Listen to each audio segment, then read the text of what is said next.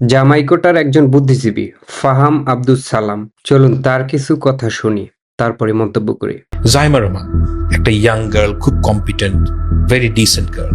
Now if you compare her with someone equal to her, Zaima রহমানের সাথে ওই যে কদুভা, হ্যাঁ, ওকে তো মানে how should I put it, মানে ছাপড়ি তো নিসা মনে হয়, তাই না? হাতের মধ্যে ট্যাটু আঁকা, ইটস ভেরি আনসাইটলি। আওয়ামী লীগের সাবেক মন্ত্রী ডাক্তার মুরাদ যখন জাইমা রহমানকে নিয়ে একটা মন্তব্য করেছিলেন, তখন বাংলাদেশের সব নারীবাদী এবং বুদ্ধিজীবীরা সেই কথার প্রতিবাদ করেছিল।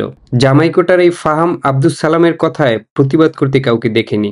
যাই হোক, আমাদের দেশে এই ধরনের বুদ্ধিজীবী, নারী বিদ্বেষী, বর্ণবাদী মন্তব্যকারী, স্মার্টনেস শেখানো বিজ্ঞানী, এই ধরনের প্রতিবন্ধী মার্কা বুদ্ধিজীবী নিয়ে সম্ভবত আমাদের এখন পথ চলতে হবে। আমাদের মানে বাংলাদেশের। জাইমা রহমানকে নিয়ে যখন ডক্টর মুরাদ নোংরা কথাবার্তা বলেছিলেন, তখন ফখরুল সাহেবের প্রতিবাদ ছিল চোখে পড়ার মতো।